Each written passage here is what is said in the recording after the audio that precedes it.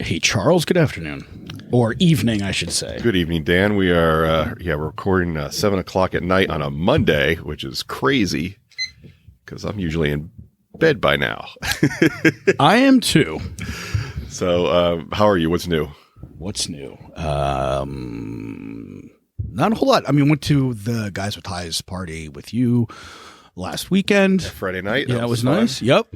And got my red shirt on, and I guess it's officially the red party, right? For the holidays. So it's not really a holiday party. I guess it's a don't get me started. Yeah. I like all those guys. I like their events. I like what they put on. What I don't like is at their annual holiday party, everybody dresses in red for the holiday. Everybody brings an unwrapped toy to donate for the holiday. Mm-hmm. And then you show up and the place is decorated for the holidays and you just hear early 2000s dance music and nobody's dancing and not a single Christmas carol to be heard. It's odd. It feels strange to me too. I feel like I'm the only person that thinks that. Like, no, you weren't. I've heard it from other people too. And there's so many good popular artists who have good Christmas songs out and you hear none of them at that party. And again, it'd be one thing if people were dancing. Right. And nobody's if you're playing like club dance music and people are dancing, then like, okay, I get it.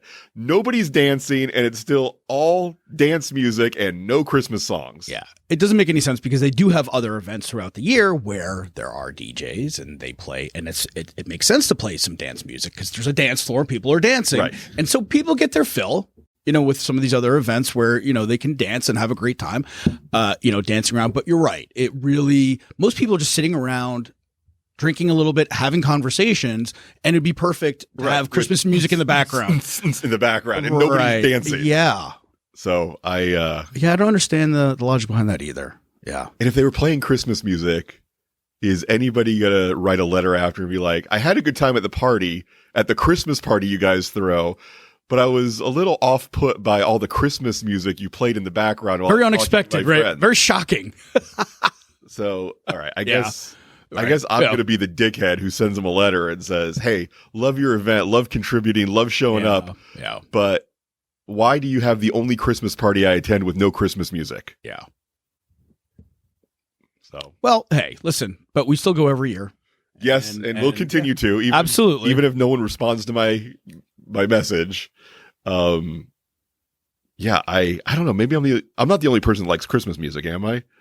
No, you hear it everywhere. If people didn't like it, that's right. Yeah, and all these popular artists, why would they remake old classics and stuff like that? People love it. Yeah. So, and you don't get to hear it all the time, and it's they're catchy tunes. Yeah, you're not alone with this. Okay, I'm gonna try to make it happen for next year. Sounds good. I mean, the smart thing to do would be to get Kurt to complain about it because he's got some pull. Yeah, he's bankrolling the whole charity basically with the VIP table. Exactly. The move would be like, hey Kurt, can you about this? Let's pull some strings. All right. Yeah. So other than that, it's good. I like sitting there. I like talking with people. I like. I treated myself to a very small glass of orange juice, which was available as a mixer for the vodka. Okay. I didn't have any of that, but I did have a little bit of, I was like, oh, this is what orange juice tastes like. I haven't had this in months and months and months. Was it all that it was cracked up to be? No, not so much. Yeah. No, the only sugary drink worth drinking is Mexican Coke in a glass bottle. Oh, I did on Sunday go to, for the first time in Winter Park downtown on Park Avenue. They hire I guess there's an individual that does this, hires the Orlando Symphony Orchestra to play Christmas music. And it is a huge event. I mean, people bring their full spread in terms of, picnic table full of food and wine, and people are there for hours beforehand and stay and hanging out afterwards. The weather was great. So that was the first time. So it reminded me a lot of the spring. So the Orlando Philharmonic every year plays a concert in the Springs where they will bring in some sort of pop or really popular artist who does a tribute to what, for one year it was Sting and the Police, another year it was the Beatles. And so the symphony orchestra will play Beatles songs, the background, and then they'll have the actual performers, the artists, impersonators sing and it's do not the actual person. No. Okay. No, they couldn't get the Beatles. Gotcha. Yeah, right. But still, it's like right on the, it's behind Petty's Meat Market there, and it's on the water. So it's some really great acoustics. Gotcha. Huge, a lawn area, and again, people are there for hours beforehand, and everybody's cool with it. Like you bring alcohol or food, whatever, and you're camping out and you're picnicking, and you get to hear this wonderful music, and it kind of gives you a little bit of exposure to the Philharmonic, and you might actually end up going to some of the other concerts. So speaking of which, I know you like Batman. They are doing the songs from 1989 Batman. Interesting. That was Michael Keaton. Is that right? That was Michael Keaton. Yeah, they're doing that in 2024. Prince did the at the Dr. Phillips Center. They're going to be doing. They're going to be doing that. Might be fun to. Danny check that out. Elfman composed it, and Prince had a song on. A couple songs on. Oh, I didn't realize there Yeah. was that many. Oh, was that when Nicholson was dancing around as the Joker? Exactly. Okay, that was Prince. Museum. That's right. That was Yes. Prince. Yep. Oh my God, that was great. Yep. That has some appeal to me. I wouldn't. Yeah, I'll look it up. mind We'll going to figure that. out when that is. Yeah. Yeah, there's something else that was going to be at the Dr. Phillips Center that I thought, that might be fun to go to, but I can't remember what it was. I have not announced on the podcast that I am going to see Taylor Swift in concert. I'm going to see the Eras tour. Oh, right here in Orlando? No, not in Orlando. I'm not going to be able to see it quite that locally. Oh. So I decided to go see it in Vienna, Austria. Ooh, wow. So I'm gonna go on a little trip of gonna go on a little solo tour of Eastern Europe and visit Munich and Prague and Vienna and Budapest. Pest. Yes. That's how you're supposed to say That's it. how we say it. Okay. People who go to Budapest say it Oh, that I see. way. Okay. Yeah. Yeah. So I've decided that to make Taylor's tour a small part of my European vacation. Excellent. And budget wise, it's the biggest part, but time wise, it will be among the smallest parts. But yeah, I'm looking forward to experiencing some of those cities that I've never been to before. I've only been to Europe once, and I went to Spain and Italy. Okay. And this will be my first visit to England and Germany and the Czech Republic and Austria and Hungary. Nice. And then back home to Orlando. All right. Well, that sounds fantastic. I can't wait to get the play-by-play. Yeah, I'm looking forward to. I'm going to be hosteling the whole time. Mm-hmm. I'm going to be taking planes and trains, and so no hotel rooms and no rental cars. It's going to be all like. And how do these hostels compare to the ones that you've been staying at in the United States? Are you able to get a sense of them before you actually go out there? Looking at the pictures of the rooms, they look very similar. Okay. Yeah, I only stayed at one hostel in all my travels that was a little on the primitive side for my tastes, and that was in San Juan, Puerto Rico. Okay. But I would suspect that Caribbean hostels are probably a bit more laid back when it comes to amenities and, and constantly remodeling and updating the rooms and stuff like that, because, it's like, hey, I want to go to this tropical destination for not a bunch of money. So, yeah, you get what you get. Mm-hmm. But the European ones look pretty nice. There were some that I'm going to the same company runs hostels in 4 of the 5 cities that I'm going to. And they do not run a hostel in Prague. So I had to go outside of the brand for Prague. And they have like a points program, or what's the they ought to. What's the advantage of going with the same company? Only that on the hostelworld.com website, which is what I use to research, they're all very highly rated. Like, yeah, like tens of thousands of very high reviews. So that's usually my go-to. Sort of like when I buy stuff on Amazon. It's like I want a lot of reviews and I want good reviews. And so, yeah, but then they did not have one in Prague. So I'm staying somewhere else, which was like my third choice, because in Europe, they have age limits on who could stay at their hostels. And I'm too old for some of them,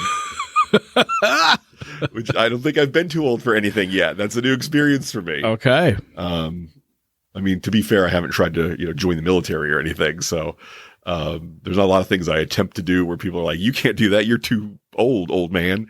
But staying at certain hostels in Eastern Europe is on the list now. Wow. Yeah. I had no idea they were so strict. Yeah. I guess they just, they don't want somebody having a massive coronary during their stay and harshing everybody's mellow. Yeah. That could put a little bit of damper on on the mood. Bum the kids out a little bit. Sure. Have a heart attack while I'm there. So yeah. But, so that trip is really something that I'm looking forward to. Yeah, congratulations. Thank you. Big, big deal. The week that I bought the ticket turned my car into the second most irresponsible decision I made that week. So after going to Europe to see Taylor Swift. I don't think that was an irresponsible decision. I think if you had paid an arm and a leg for that vehicle, it might have been a little bit irresponsible. Agreed. I'm very the couple of hiccups that have developed with my 27-year-old car have come out way under the amount of money that I thought it was going to take to fix them. So I'm still feeling important perspective to keep in mind. Very positive about the decision so far. Okay. And, I'm taking it to get the stereo installed tomorrow, and I'm excited about stereo. I was thinking today, new stereo with new technology in an old car, that really sums up my vibe. There you go. Yeah. I think that's accurate. All right. So, hey, I did some research for this week's episode of our podcast. Yeah. Don't get used to it. It's not going to keep happening. Oh boy. I watched a video about acupuncture and the efficacy of acupuncture. And here's what I found out. I found out that they do have a way of testing the effectiveness of acupuncture. And it is pretty much what you suggested last week, which is they do it in a way that is consistent with ancient Chinese medicine and the Western version of acupuncture, where they target certain specific spots in the body. Mm-hmm. And then the other two ways they do it is what this particular YouTube guy called sham acupuncture, where they just randomly stick the needles in wherever. That was my thought. Right. And the third control is just people who get on the waiting list to have it done, but they never actually call them and do it. And then they compare the results of the legit acupuncture, the sham acupuncture, and the people that just stayed on the waiting list to say, hey, are you feeling better? And then, so what they found was for some very specific applications, legit acupuncture seems to help more than nothing and more than sham acupuncture. Interesting. Neck pain, chronic pain, pain you experience after having a stroke. And I think that was it. Okay. But what they did find was lower back pain, which is what acupuncture is often sold as a treatment for. Mm-hmm.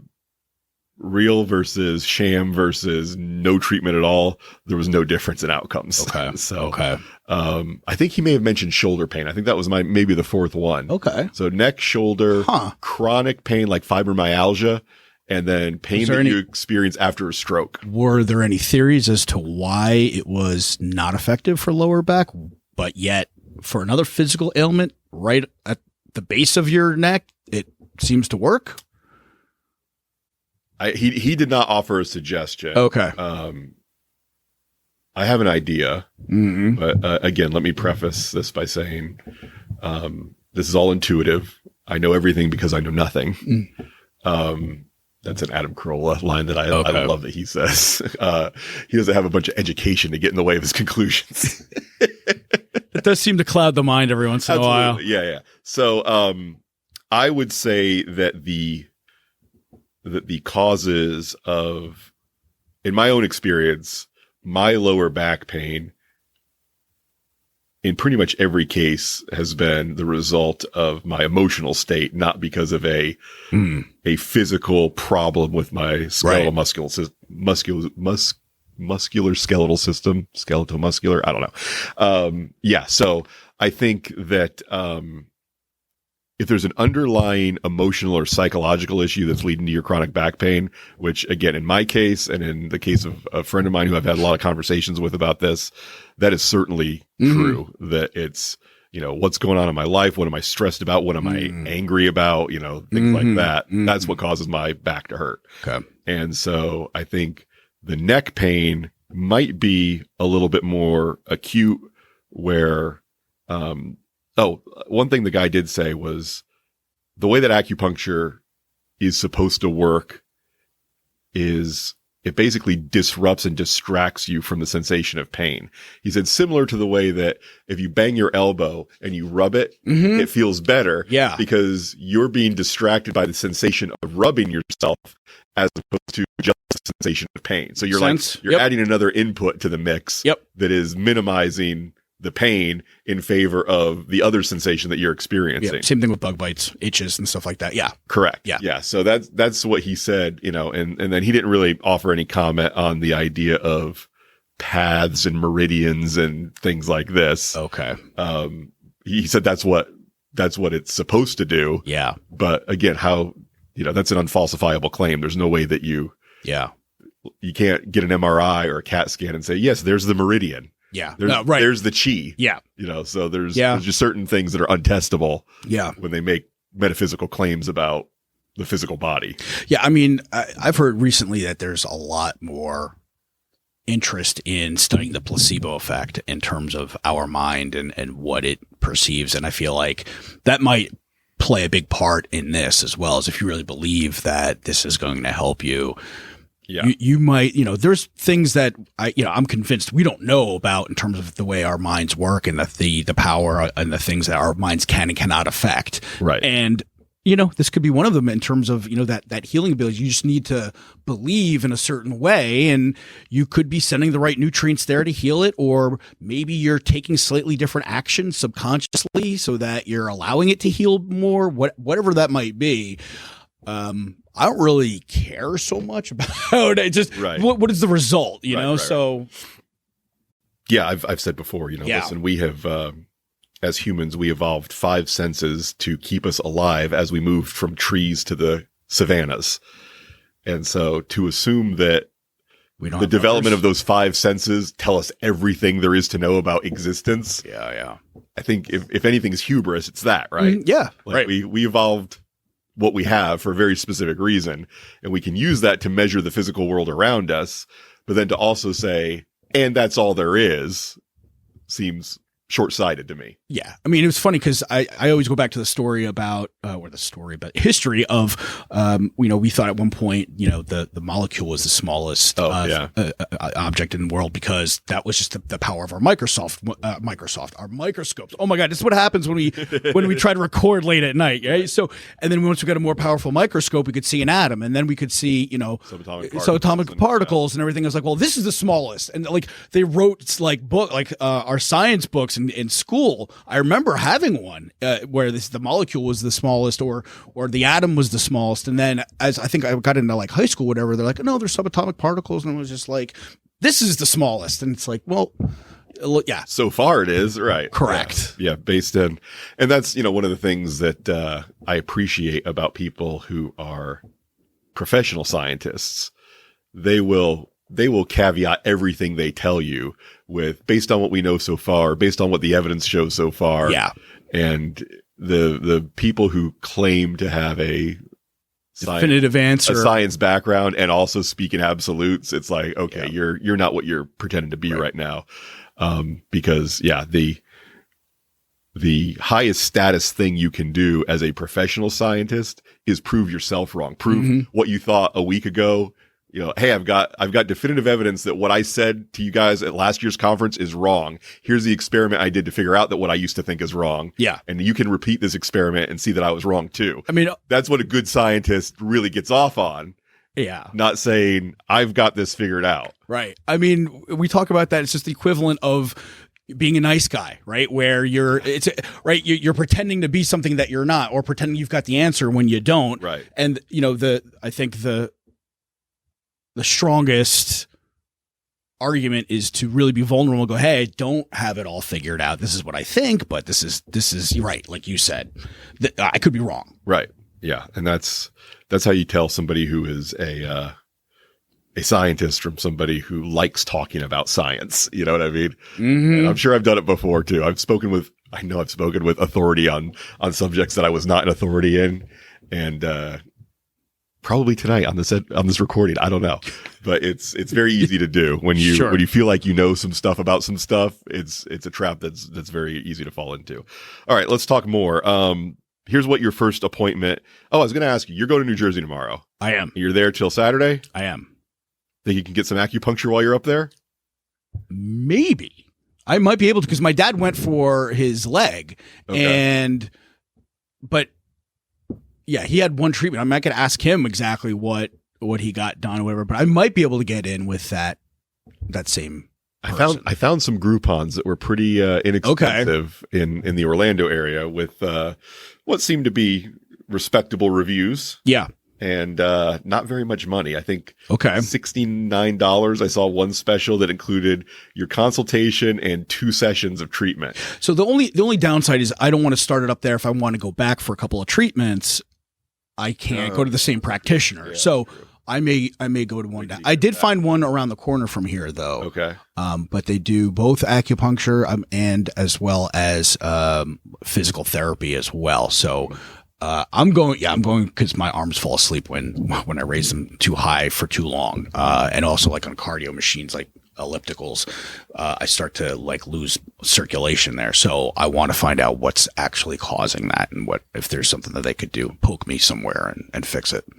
If they poke you somewhere and it doesn't fix it, are you going to go to a real doctor? No offense.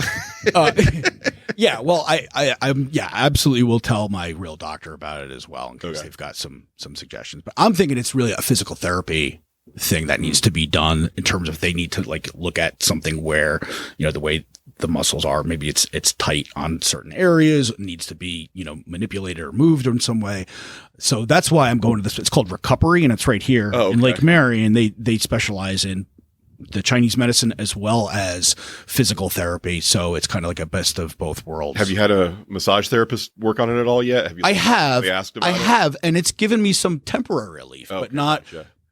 So for that night, my arms won't fall asleep, but then the next day, same thing happens again. So there's something, maybe I need to find an exercise that will stretch it out the right way or stop doing an exercise, what I was doing. I came over here tonight. I drove over from my place in New Smyrna with the top down because the weather's nice. Yeah. And because I have a convertible. Maybe I've mentioned that. And I got to your place and I was like, okay, I'm going to put the windows up, going to put the top up. And because I have a manual top, the best way to close the top is to get out of the car, close the top, latch both sides, and then leave. Yeah. What's the more convenient way to do it is to reach back like this, grab the top, and muscle it up this way. Okay. And every time I do it, I'm like, I am going to blow out my rotator cuff doing this. So I either need to do more shoulder exercises to get stronger, or I need to stop doing it this way because I would stop doing it that way because you don't even know if that's the right way to be moving your shoulder. Correct. Like the impingement is what I worry about. Yeah. I don't know. I should have you go out there and do it. And based on how it feels, you can be like, yeah, you shouldn't be doing this. Okay. Or yeah, you could totally do this. You just need stronger shoulders. I'm telling you right now, if you're already like questioning it, you shouldn't be doing it. I feel like if I was stronger, if I had more of this and more of this and more of this, it might not be a problem. I mean, how much time are you really saving by doing that? It is way more convenient than because when I get out of the car, because I have to then get back in the car, put the key back in the ignition to put the windows up. Oh, I see. Where if I do this first, lock it down, then I can put the windows up and then get out of the car. Is it just purely the weight of the roof, or is it? Yes, I think so. It's not like it's a little bit rusty, and if you put a little WD-40 on it, I don't think so. It would make it move a little bit easier. I don't think so. Okay. Although, I mean, it's an older vehicle. Maybe grease the wheels a little. The last Z3 I had, I think I closed that way too, and I don't think I was as strong when I had that one. So maybe, yeah. I mean, WD-40. I got it right there in the closet. You can help yourself to it. Well, WD-40 is not the best lubricant. It's just a water displacer. All right. Well, but I do have spray-on lubricant. Okay.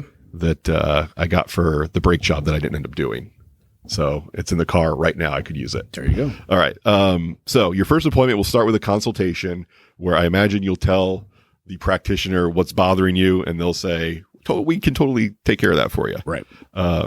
I doubt they'll say, "Oh, oof, you better go down the street." Yeah.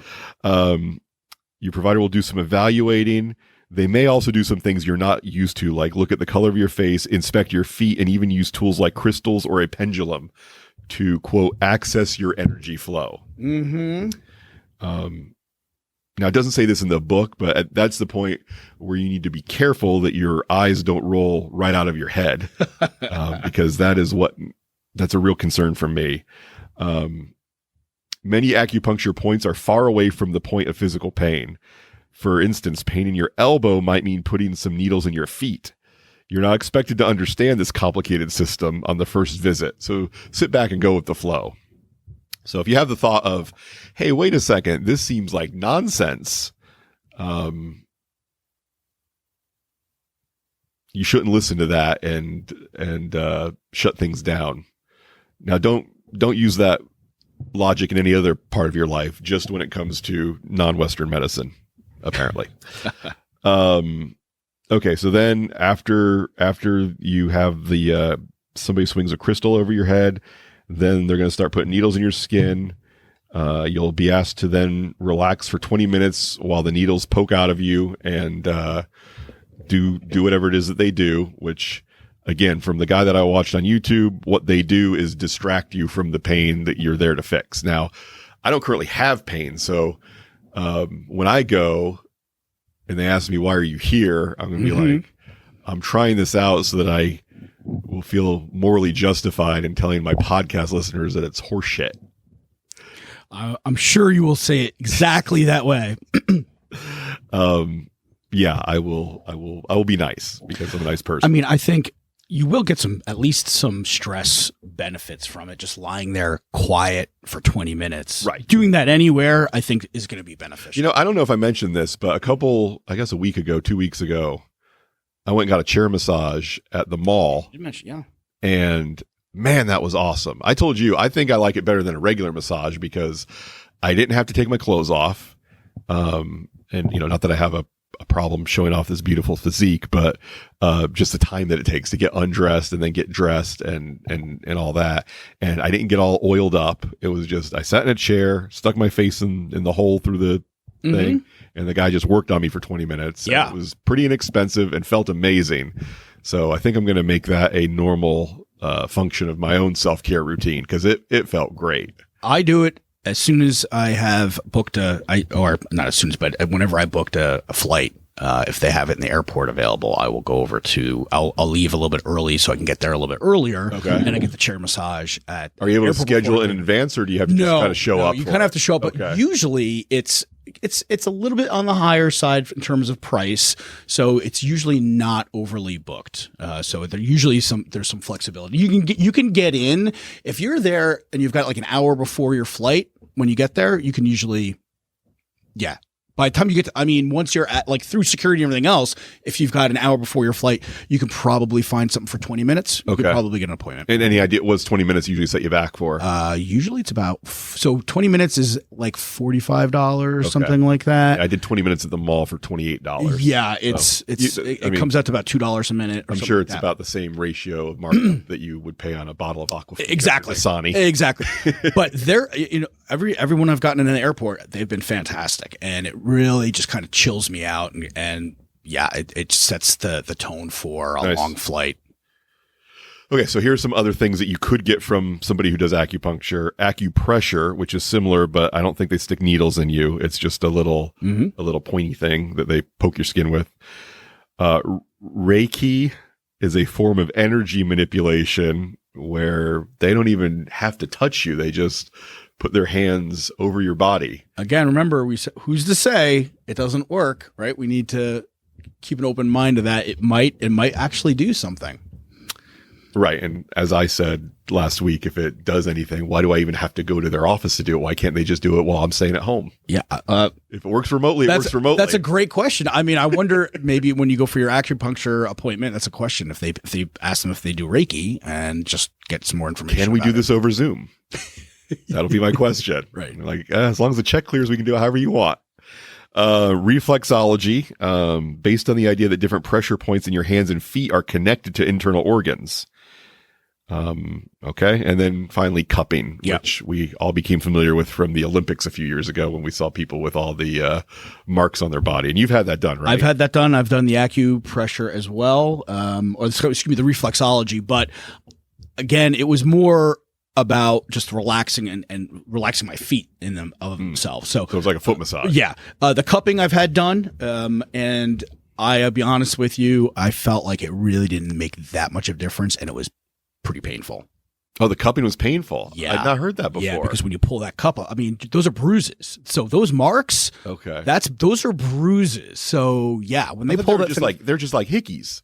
Yeah, but they're pretty big and they're all over your back. And yeah, when you pull that off, it's so that I didn't know they pulled it off. I thought they just put something underneath it to break the seal and then just removed it. They actually pull it off. That's the person who did it for me. Okay. Did. That's the way they did it. Yeah. Interesting. Yeah. So it was. I mean, it wasn't. It seems like it would hurt. It wasn't. I mean, it wasn't like a tearjerker by any means, but it wasn't a relaxing Swedish massage by any means. Okay. But it was probably a little bit more painful than a deep tissue for me. Wow. Yeah. Interesting. Yeah. Okay. I don't see myself trying that one, so I'm probably gonna. I mean, I could see the value in doing it if you're trying to heal a certain area, because then you're bringing you're putting all the nutrients into that area by sucking on that blood. The blood is coming there, and then your lymph system is pulling the toxins away. So I think if you're going for a specific injury, it might be beneficial. Interesting. I mean, it intuitively it seems like it would just bring the blood from the bottom of your skin to the top of your skin. Like, how does it affect what's going on under your skin? Yeah, well, I think it's so I think you're bringing all of that blood into the area, right? So yeah, it shows in the top of the skin, but it needs to kind of travel, in that area with the muscle and everything else, right? I might have to watch. I think what I should have done on the acupuncture and cupping now too is watch videos of a guy who's like, cupping changed my life, fixed every problem that I have. Right. And then another guy who's like, cupping is nonsense. Yeah. And watch those two videos, see how I feel after those. Yeah. Rather than just watching one guy who's kind of playing it down the middle, or maybe all three videos. I don't know. Let's talk about time management. Anything else you want to say about acupuncture? The only thing I would say Chinese is, medicine? Yeah, I mean, the thing is, these procedures aren't ridiculously expensive. So I feel like if you are struggling to get relief and it's getting in your way on a daily basis, give them a shot. There's just some ideas, clearly they're pretty popular. There's whole schools and, that teach this stuff, and there's certifications. So it's providing enough value for enough people to justify having schools and continuing to. These are fairly old methodologies, so I would say give it a shot and try it for yourself, and and see. Some might work for you, and some might not. Yeah, I would say that one of the recommendations that I got from the video that I watched, that guy's take on it was, don't do more than 4 or 5 20-minute sessions, because I guess it's easy for people to be kind of tricked into the idea of, this is just what you do now. This is, to keep your pain at bay, you have to do this all the time. Okay, so then, right. And just, try that's a different level. Try not to get into anything to the point where people are telling you, you have to do this for your whole life now. This is, you have to do maintenance on this. It's right. Like, if you want to try this, try it, but don't let somebody talk you into the idea that for life to be livable, you have to do, and don't let a massage therapist sell you on the idea that you have to come back every week. Or I remember I went to a chiropractor years ago, and I remember them saying something like, you need to keep coming back in order to do this, but they were getting insurance money for this and stuff like that. So it was like, I'm like, I don't want to have to keep, like, is this going to work or not? Like, why do I need to keep coming back? What are you actually doing then? Then I guess it's a temporary thing, and I didn't end up going through with it because of that. Yeah, I don't know how to tell people to manage chronic pain conditions, but I do know to tell people, when somebody sells you something and says you have to buy this forever, then that's usually, there's a pretty heavy financial interest in it for them if you listen to them. Yeah. So definitely get a second opinion from somebody who doesn't tell you have to do it forever. Yeah. Okay, let's talk about time management. This is a method of self-care that is important, and you and I have talked about that, and we even posted on our Instagram how scheduling out your time is a way that you can lower the stress in your life. For sure. And I've noticed that as well. And many, I mean, I think most men would say that the biggest source of stress and anxiety in their life is going to be managing their work time or their family time. And time management is a tool to fix both of those problems. Yeah. I mean, obviously, unexpected things happen, but that's no reason to conclude that no plan is better than a plan. Yep. So even, don't set yourself up with a standard of, okay, I timed out my week and I'm going to be, this is exactly what I'm going to do. And then if one thing disrupts it, well, plan's out the window. I'd be better off not having a plan, which, some of us have a tendency to do that sort of thing with our time management and our eating and our exercise and our to-do list around the house and everything. It's like, okay, well, I had a plan and the plan broke apart. So now silly me for trying to have a plan at all. Yeah. What helps me with that is making sure I take the time to review what I did do during the day. And a lot of times, it's not most of the time, it's not exactly what I had planned and I've fallen short, but I still at least saw the other things that I did do. Right. And that's enough motivation for me to go, okay, I feel good. At least I got that stuff done to actually go and plan for the next day. And when I don't do that, I end up breaking the cycle and then I don't end up planning the next day. So that review piece is pretty important. Yeah, really, your to-do list only feels insurmountable when it's abstract. Like no matter how many things you have on the list, once you write it down, it doesn't feel as bad as it feels when it's just bouncing around in your head and you're worried about forgetting stuff and you're worried about not having enough time. In my experience, at least, putting the list down on paper or on whatever app you're using is definitely infinitely better than just the feeling of, I feel like I've got too much stuff to do and not enough time. Yeah, by putting it down on the paper, it's out of your head. And if it's in your head, you're multitasking all day long. Think about that, because you're worried about that thing that you haven't done yet. It's still spinning in the back of your head, and you're trying to do other stuff at the same time. So you're not going to be as effective doing the other stuff because this is still spinning around in the back of your head. You put it down on paper, it's somewhere. You can refer to it if you ever feel that anxiety. Oh, well, what is that going to be? But it's there, and then you can go let it go and then focus back on what you were doing. Yeah, because that feeling of, I've got an uncertain amount of stuff to get done that I don't think I have enough time to get done. So stuff's going to get dropped and I'm not going to get the important things done, will cause you to make other bad decisions, like neglecting your sleep, like neglecting your relationships, like neglecting your kids, like neglecting your physical health. I mean, so yeah, there's just this very abstract concept of, oh no, I have too much to do and not enough time to do it, will snowball into a bunch of other things that make your life worse. Mm-hmm. And so, definitely adopt some sort of a plan for listing things out. And we're going to give you, through this book, just a few things real quick and we'll expand on them as we do. Number one, make a to-do list the day before. Because waking up and making the list first thing can start your day off in a stressful way, where if you make the list the day before, and you're like, okay, I made the list. Now I'm going to go to sleep. And then when I wake up, I can get started on it. Exactly. And, I recommend that for sure. Use a calendar. I don't understand people who don't use a calendar. Like as soon as, and I've had friends where I mentioned something to them like, hey, I'm going to be doing some comedy. You should come out. And their first answer is, yeah, remind me a few days before. I'm like, what? Like, right. Why don't you just put it on your calendar now? And they're like, what calendar? And it's like, why do you hate yourself so much that you're living without a calendar? I don't understand it either.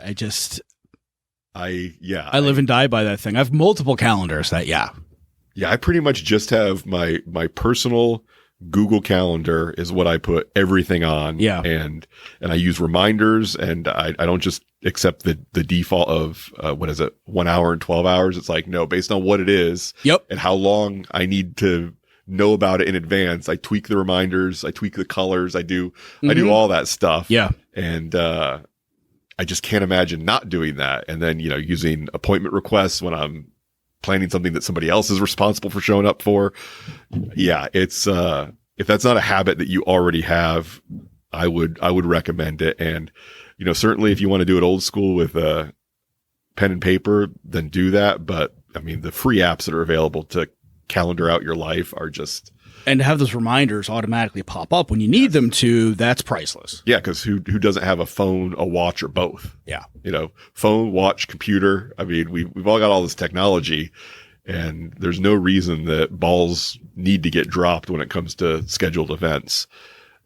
Make things habits. For smaller things that you want to do every day, like taking vitamins or creating a to-do list, you have to do them consistently. Some studies, Dan, say that forming a habit takes an average of 2 months of consistent activity. What do you know about that? Yeah, those studies are wrong. Well, so here's the thing is, though, it depends on that habit, right? So you may not enjoy that habit, so it's going to take you 2 months, right? And then is it really going to stay to be a habit?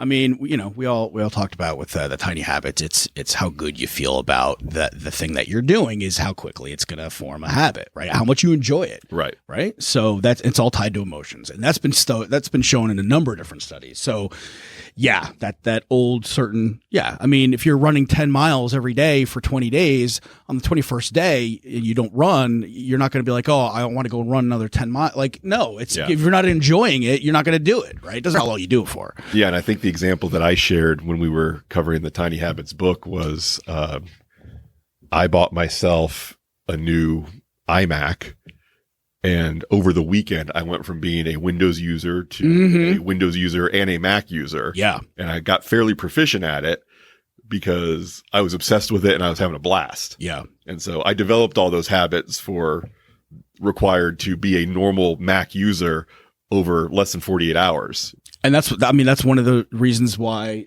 Apple's been so successful with bringing people over to their products. Yes. Because they make it easy and enjoyable. Right. Absolutely.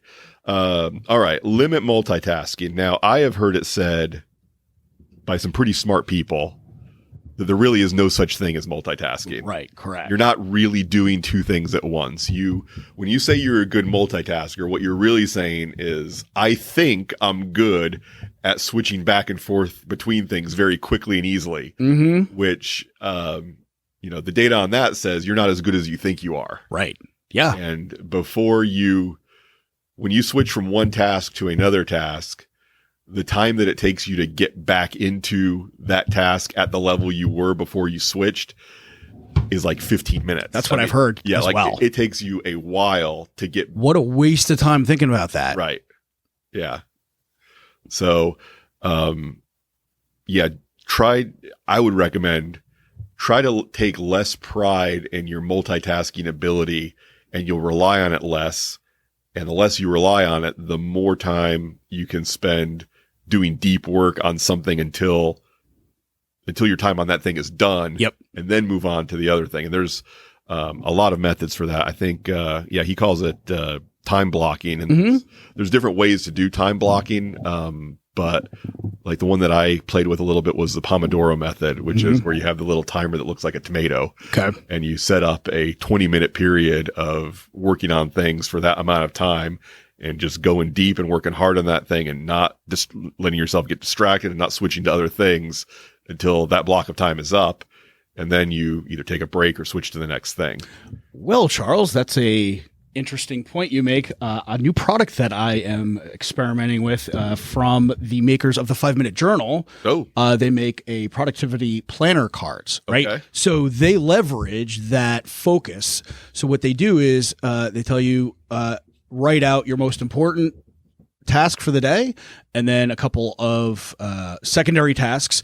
And what you do is you estimate how many 30-minute blocks of time it's going to take for you to do this. The idea is you set a timer for 30 minutes, you work only on that task, and then you take a 5 to 15-minute break. So it is similar to the Pomodoro. And then you basically you fill in the circles of how many 30-minute blocks it takes you, and then you write in and it's up to 5 here. And you do the top priority first, and then you work on all of the lower priority stuff during the day. Afterwards, you then look at it at the end of there's a nice little stand here that it comes with, right? So you can always have that right next to your computer here. Very cute. And I really like it. It really keeps you focused on stuff, the things that are most important. Anything you don't finish, at the end of the day, you write on the card for the next day. Okay. And so for your top priority, do you work on it nonstop, or do you work on it for 30 minutes, take a break, and then switch to something else and then come back to it? Or does it depend? Usually I am trying to do this exclusively until it's done. Okay. Gotcha. Okay. But it depends. You got to be flexible, right? So if something were to come up, if a customer were to call me and go, hey, something's down, I need to get this fixed, then I'm going to put a pause on that because it now is no longer the top priority. But by having this in your face next to where I'm working, it's really helpful. There's a cute little quote, like a motivational quote on the top, and then on the back you can take notes and start your day with what you're grateful for as well. So it was a nice little it's a nice little system. It's better than my sticky notes actually that I've been using too. How long is one pack supposed to last? How many days? Do you know how many's in there? Great question. There's quite a few in here. Not sure. But I feel like there's probably maybe 3 months. Yeah, I would think that they would do like 90 days or 100 or something like that. Yeah. Yeah. It looks like about that size. Yeah. Yeah. And I mean, you could certainly do this on a note card without having to pay for it. It wasn't crazy expensive, but it's all formatted and it's a little bit larger, so it's a little bit easier to read. So yeah, I like it. Yeah. And that's, for pretty much any tip or hack or methodology, there's almost always an option where you go to the library and you read the book about it, and then you use index cards to do it for free. So, all these, you don't have to spend money to change your life. You can try out some of these things. Like we talked about the meditation apps in the last episode. Right. Yeah. A lot of them you can either start for free, or with Waking Up, you can just use it for free forever. You just have to tell them you can't afford it and they'll give it to you. So yeah, there's always ways to try little experiments like this and see, okay, is my life better or worse since I tried this? And then it might be worth the $15 or the $20 to get the pre-formatted stuff versus you having to, hand write it out. Yeah, definitely.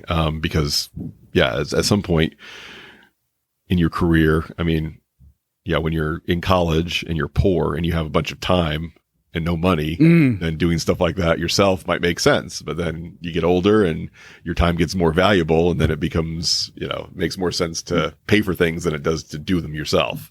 So yeah, everybody needs to make that decision. So next thing, take regular short breaks. Constructive breaks should be around 15 minutes to allow you time to get up from your desk, walk around a bit, maybe drink a glass of water. You want to be refreshed and ready to start again when you sit down. Yeah. So yeah, try not to make your breaks too fast, and don't make them just for I got to get up and go to the restroom, and then that's not a break. Yeah. Also, staring at your phone for 15 minutes and then going back to a computer screen is not the way to go for sure. You want to get some physical movement in at a minimum. Walk around the office a little bit or outside if you can. Yeah. The other thing is, like we said before, allow for flexibility. Realize that just because you can't hold the plan exactly as you developed it doesn't mean the plan's not worth having. Just be ready for, this is the plan for the day, and I expect some things will go that way and some things will not. Like, anybody who is a consultant for their job where they bill per hour, I mean, I don't know any of the smart ones who've been in the field for any length of time who decide, okay, well, it's an 8-hour work day, so I will plan to bill for 8 hours of consulting time. It's like, that's not how it works. Right. Because, things come up and there's time that you have to spend switching tasks. And, if you run your own business, there's certainly overhead of billing and invoicing and planning and scheduling and all that kind of stuff. So just know that you're not going to be able to make 100% productive days because things happen. Yeah. And things need to happen. Learn to say no. One of the most important things I learned from a colleague of mine when I was working in Atlanta was when his boss would assign him a task and he would work on that task, and then his boss would come to him and say, "Hey, Jeff, I need you to do this." His first answer was, "Okay, what thing that you previously assigned me do you want me to not do so that I can do this instead?" And that's priceless, man. Yes, absolutely. Because that really stops people in their tracks from. I mean, we've all had bosses at some point do that. Sure. Just keep piling stuff on. Go, well, and I unfortunately, when I was in that position, I didn't have the wherewithal to think in those terms. Like, yeah, something's got to give. Same. Yeah, I didn't either. And until I heard him do it, because I mean, listen, it's a great way of framing it too. And I'm not it's very objective. It's very, right, exactly. It's not offensive. It's not like, yeah. I am not Mr. I'm against management or screw management or anything like that. Or I don't want to, I'm lazy. I don't want to do more work than I'm getting paid for it. Right. Yeah. No. But the idea, like, managers typically have more responsibility than you and make more money than you because they should have the skill set when their employee says, "Okay, my plate's already full, so I'll do the thing you're asking me to do. But as my boss, you need to tell me what's okay for me to not do so that I can do this instead." Mm-hmm. And if a manager's attitude is, "How dare you ask me that?" then, I mean, I've had bosses where they'd be like, "What do you mean you didn't finish that yet?" Kind of like, you should have finished this already and be ready for this next thing. So I've had that before too. Which also doesn't make, I mean, no. So they're, the way they want their company to run or their department to run is, "Oh yeah, I finished the thing you gave me a while ago, so I've just been sitting here waiting for you to give me something new." Yeah, right. I mean, that's, you can look around an office or a department pretty quick and see, okay, are guys just sitting around waiting for somebody to tell them what to do, or are they in the middle of the thing that I already told them what to do? A lot of times it's tasks that the manager would have no idea how to do and basically just making assumptions, that it should have been done in this period of time, but no idea how the sausage is made. Right, exactly. And and that's a very easy situation to say, "No, I'm not done yet." Yeah. How should I have done it differently to finish faster? Oh, see, these are questions that when I was in that position, I wish I had those. Like, because I would love to have been able to spit the back at him, because I liked him as a person, but as a boss, he sucked. Yeah. I've had some really good bosses and some really not great bosses, and as soon as I started learning those questions of, okay, if I'm not living up to your expectations, tell me how I should have done this differently. Yeah. And if they don't have an answer for you, then it needs to be either implied or flat out said, "Okay, then get off my back." Like, it's your job to, it's not your job to just be disappointed with me. It's your job. Just cracking the whip, right? Yeah. It's your job to tell me what and how I should be doing better. Right. And so if you don't have that for me, then I need to get back to work, because I still have this list of things that you told me to do. Yeah. So ideally that makes them a better boss and makes you a better worker. And again, if you're in an environment where your boss isn't okay with hearing, "No, I don't have time to do this new thing without dropping something else," they should be willing and able to work with you on that to help you get through that that conflict. Yeah. And again, I don't want to stay on my high horse and say, if your boss doesn't like that, quit and go find a new boss. But quit and start your own company. That's what I did. No, listen, I know life's not simple like that, but being beaten up by middle management for 25 years isn't the solution either. You are talking about self-care here. You are prioritizing yourself in terms of your state of mind, your mental, health, when it comes to something you're doing more than anything else other than sleeping, which is probably working. Right. Yeah. And so it's kind of important that you kind of stand up for yourself. Yeah. And you have to say, I don't have the bandwidth to do this new thing in addition to all the old things. Yeah. How do you think you get resentful? How do you think we should handle this? Yeah, right. And just, approach it with curiosity, approach it with openness. You don't need to be a smart ass about it, but just say, okay, if you do have the bandwidth to do it and they bring you something new, then fine, just do it. If you don't, though, and you know that you don't because you've been doing the job long enough. So many of us felt obligated, at the time. Like, you don't say no Doesn't matter what it is. I mean, I know myself, and more people than not feel that way when you're lucky to have a job, right? So I'm just going to say yes to everything. I don't want to risk that. And again, it's kind of like, being a nice guy where you're doing things you don't want to do and you're pretending to be something you're not. Yeah, it doesn't only apply to your romantic relationship. Yeah. It can certainly apply to your work as well. Yeah. And listen, I believe that what a good boss values the most is an employee who accomplishes what they say that they're going to accomplish, not the employee who agrees to everything and gets half of it done. I mean, as a partner, if you were in a relationship, yeah, that's not good either. Like getting half your shit done. I mean, we're partners on the podcast. Yeah. You've got your partner Dick on your technical work. Yep. I mean, imagine if one of the two of you was constantly agreeing to things that you couldn't deliver on. What kind of partnership would that be? Not a good one. So yeah, that's the learning to know what it is you can say yes to and what you can't is going to make, and having the balls to express it. Right. Like I think we all know what we can do, but where the challenge is for most of us, and me included, is having the courage to express it and the skill set to do it in a way where you don't feel like you're being offensive or a jerk or whatever. Yeah. But you're still standing up for yourself. And I would say that this carries over into your personal life as well, because we're talking about time management overall. Say no to the things you don't want to do. Mm-hmm. I mean, it doesn't just have to be, I don't have the bandwidth to do that. I'm incapable of doing that. It can also be, I don't want to do that. Yeah. Now, obviously, you don't get to say that at work very much because, that's what the money's for. They get you to do things you don't maybe love doing 100% of the time. Mm-hmm.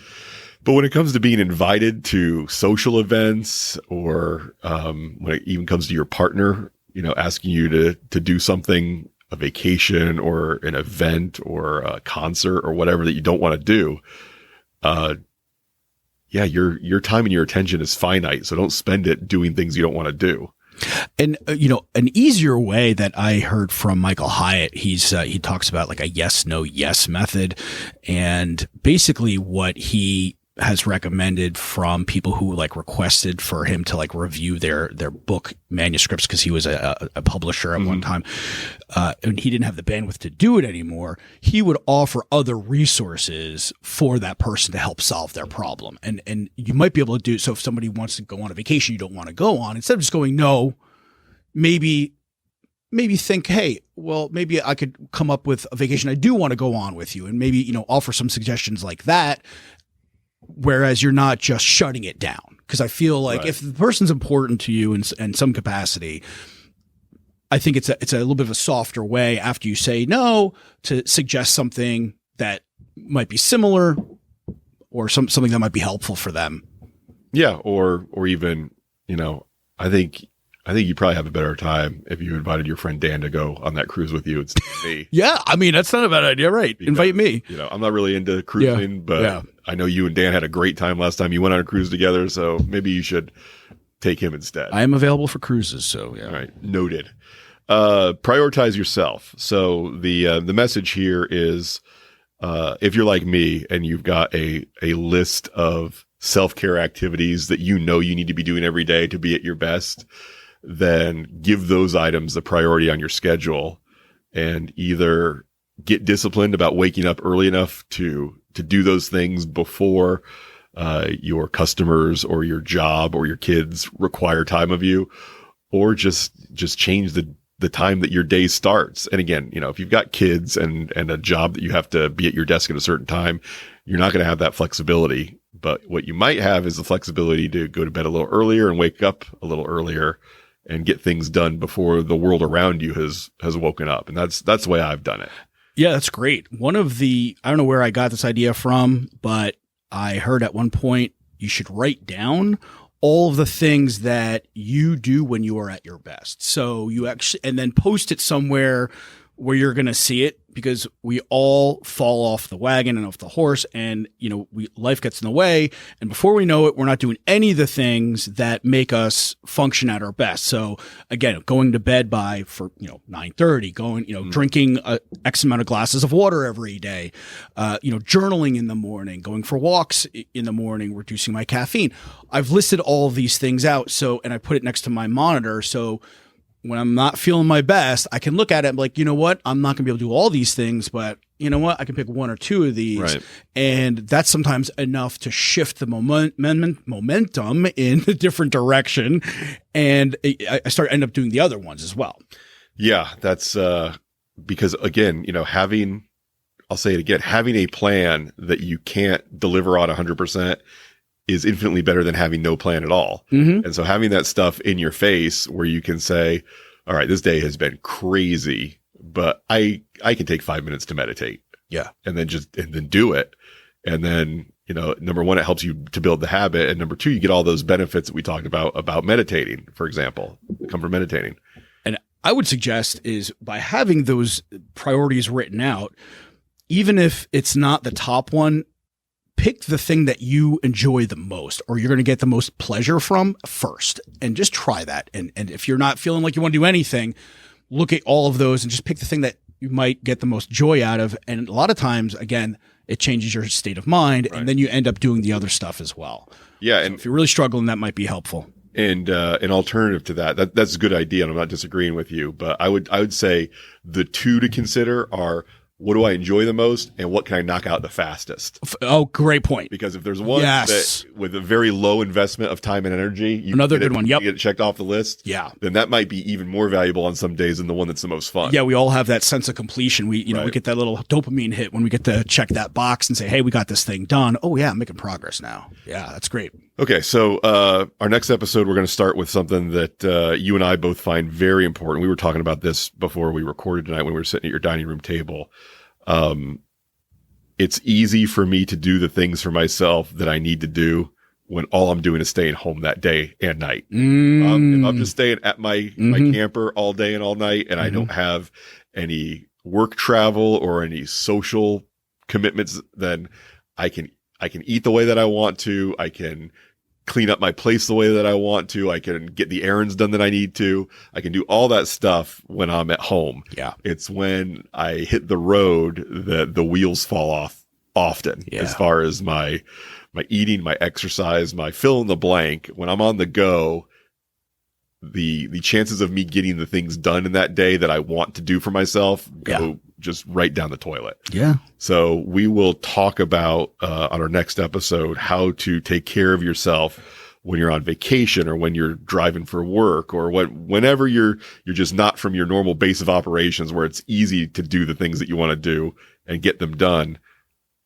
What can we do about that? Because that's a lesson I absolutely need to learn. Mm-hmm. God, it's hard. So it's not an all or nothing. I mean, I would say that's again, we're just talking about being flexible, whatever. Don't expect to be perfect. And all right, I already missed my normal morning routine or my normal morning breakfast, and then the whole day is gone. A lot of us, fall into that. Yeah, absolutely. So next week we'll talk about some strategies, and Dan and I will bring specific areas of weakness that we struggle with, and we will try to group think our way into a solution for our own problems about what we're doing wrong frequently, or where we find ourselves getting tripped up. So hopefully you guys will get some value out of that. Excellent. Okay. Anything else, Dan, before we close the book on acupuncture and time management? No, not at this point. Okay. Same. I will speak with you next week. Thanks. All right. Have a good one. You too.